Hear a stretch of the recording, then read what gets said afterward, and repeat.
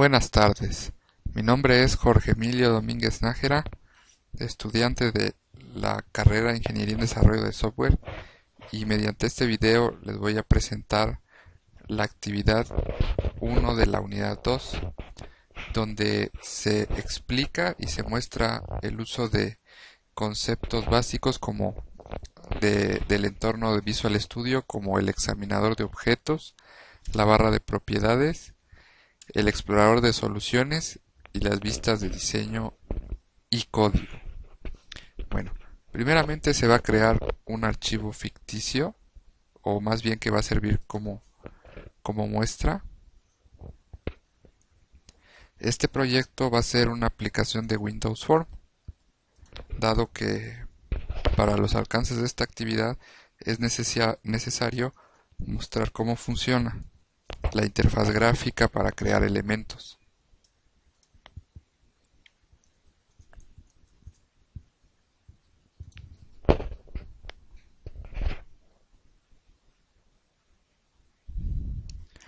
Una vez que ha sido creado, se puede ver cómo nos genera una forma predeterminada.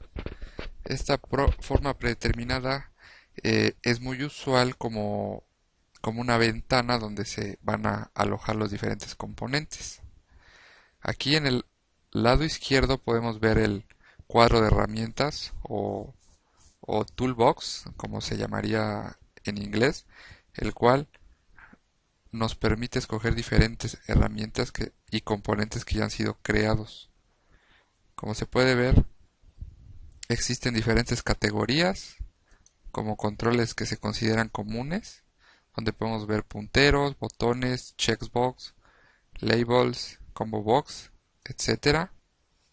Y asimismo podemos ver algunos elementos referentes a rubros específicos, como el manejo de datos, que en este caso nos dice un chart, que puede ser un gráfico, Binding Navigator, Data Grid View, que estos son principalmente para mostrar datos con base de datos. Bueno, en términos generales tenemos acá el cuadro de herramientas, el cual se puede adaptar a los diferentes usos que se desean dependiendo del programa que se va a crear. Como ejemplo vamos a incluir algunos elementos de forma simple para ver cómo se pueden añadir desde la interfaz gráfica. Cabe señalar que antes, cuando los IDE no estaban tan desarrollados, es decir, los entornos de desarrollo aún no tenían componentes gráficos, todos estos eh, todas estas objetos visuales tenían que programarse a mano desde código, lo cual hasta cierto punto es lo correcto porque estamos hablando de programación, pero por otra parte es ineficiente si consideramos que se reutilizan diferentes componentes a lo largo de los programas más usuales. Eso quiere decir que hay componentes que se reutilizan y por consiguiente, pues el entorno de desarrollo, que en este caso es Visual Studio, ya nos permite escoger los elementos a voluntad, por decirlo. Acá podemos ver botones, checkbox, podemos ver este background data worker, podemos ver también, por ejemplo,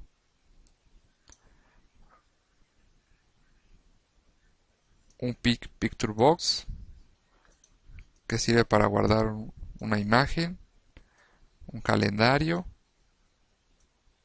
y bueno, todo esto se adapta a los diferentes usos que se le dan dependiendo de los fines de la aplicación, ¿no? Ahora bien, cuando nosotros tenemos un componente, es decir, este componente ya está predeterminado, pero queremos personalizarlo desde el punto de vista visual y en cuestión de propiedades, podemos hacerlo. Esto esto a través de la barra de propiedades.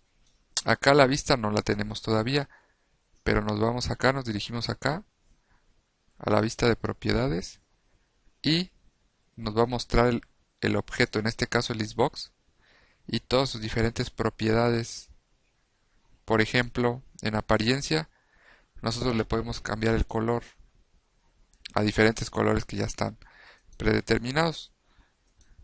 Cabe señalar que también es posible personalizar hasta cierto punto el color que se desea. Acá se le puede poner el color bajo el esquema RGB y dependiendo de eso se puede cambiar el color, ¿no? A grandes rasgos existen diferentes propiedades, ¿no? Dependiendo del componente. Por ejemplo, el botón tiene otro tipo de propiedades muy importantes también.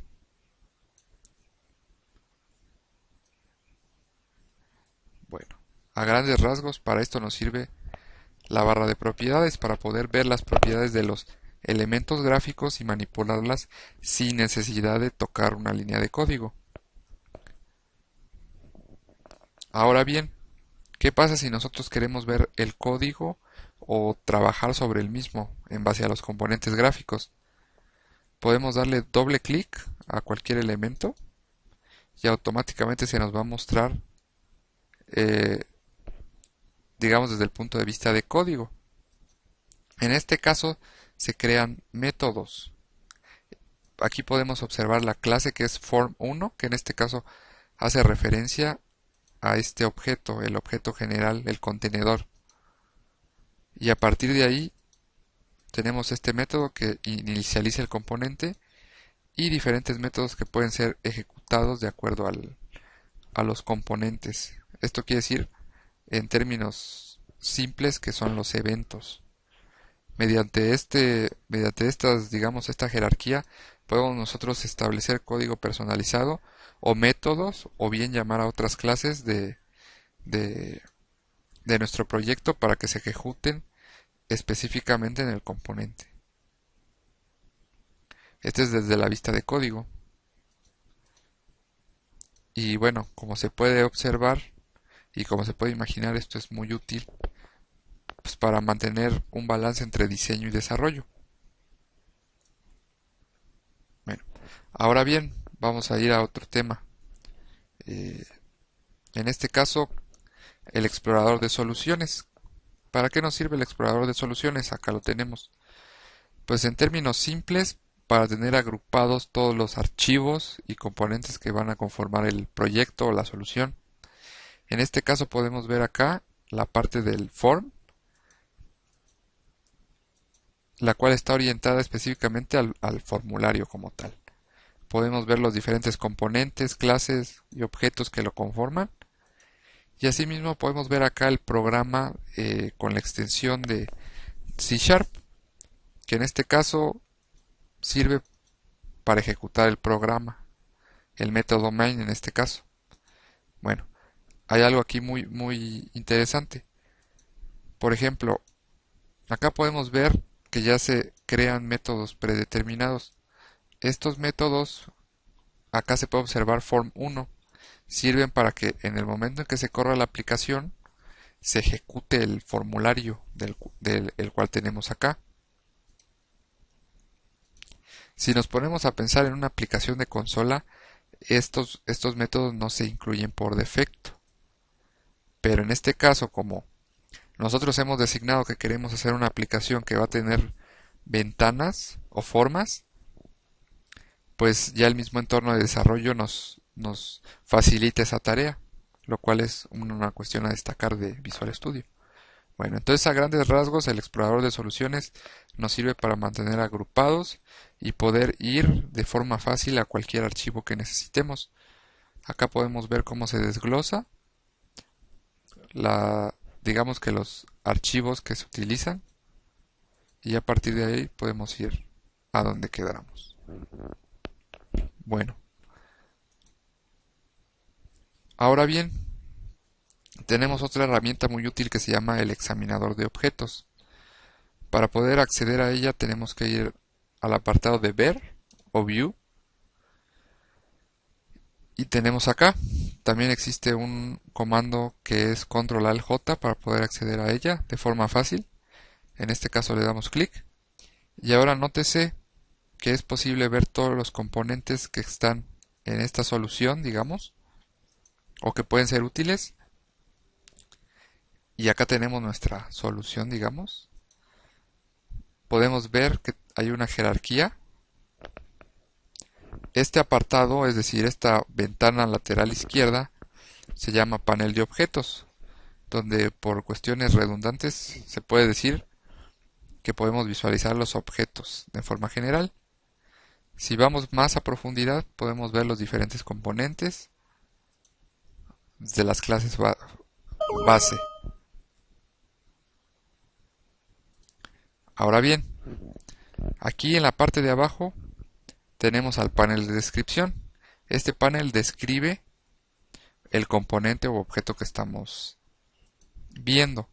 Bueno, este panel vacío por el momento se llama panel de miembros.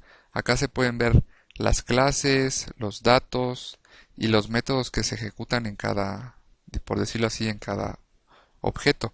¿Por qué acá no aparece nada? Pues porque este contiene diferentes componentes. Pero por ejemplo, si nos vamos acá, podemos ver que nos indica un controlador, un control, perdón, y una herramienta que tenemos por acá. Si nosotros vamos a otro, podemos ver que este incluye todos los que tenemos de forma anterior. Acá tenemos componentes y también podemos ver que algunos tienen un candadito. Por ejemplo, este es su ámbito es privado. Por ejemplo, este es protegido y este muy seguramente es público. Al seleccionar un componente o un objeto, aquí podemos ver la descripción. ¿Esto por qué nos sirve? Porque bueno, aparte de que podemos nosotros, en este caso como Net es un framework y nos brinda diferentes herramientas y Visual Studio es un IDE, un entorno de desarrollo, muchas veces utilizamos componentes predefinidos. Sin embargo, puede existir la situación donde nosotros tengamos un problema con algún subcomponente o alguna clase derivada de otra, y entonces esto nos sirve para poder evaluar qué componentes están siendo utilizados o implementados dentro de nuestro proyecto y en base a ello poder evaluar algunas situaciones, problemas o bien ir directo al componente que nos va a permitir administrar todas las librerías, clases y componentes que se van a usar. Bueno, a grandes rasgos esos son los componentes visuales vistos en la unidad más útiles. Ahora bien, para finalizar me gustaría, bueno, recalcar de la importancia de el entorno gráfico para el desarrollo de aplicaciones de cualquier ámbito, sean web, sean de escritorio, sean para dispositivos móviles. Esta herramienta, es decir, esta herramienta es muy útil porque anteriormente, bueno, al menos desde mi punto de vista, muchos programadores e informáticos son muy buenos estableciendo códigos y funcionalidades, pero en cuestión de interfaz gráfica muchas veces es muy pobre esa cuestión. Entonces, esto se debe primeramente a que se utiliza el código para definir componentes gráficos. Y eso es útil cuando los componentes son personalizados o requieren de un cierto grado de manipulación de código. Pero también es cierto que muchas veces la experiencia del usuario se ve sacrificada por una pobre interfaz, por decirlo de alguna manera, y es ahí donde este tipo de facilidad de poder simplemente arrastrar, colocar y modificar propiedades es muy útil y evita también duplicidad de esfuerzos. Quiere decir que nos hace trabajar de una forma más productiva, al mismo tiempo que podemos intercalar entre el código y el diseño. Para mí eso es muy importante y muy útil al momento de desarrollar, ya que evita esfuerzos innecesarios y permite implementar componentes ya creados. Bueno, por el momento sería todo y bueno, agradezco su tiempo prestado a este video.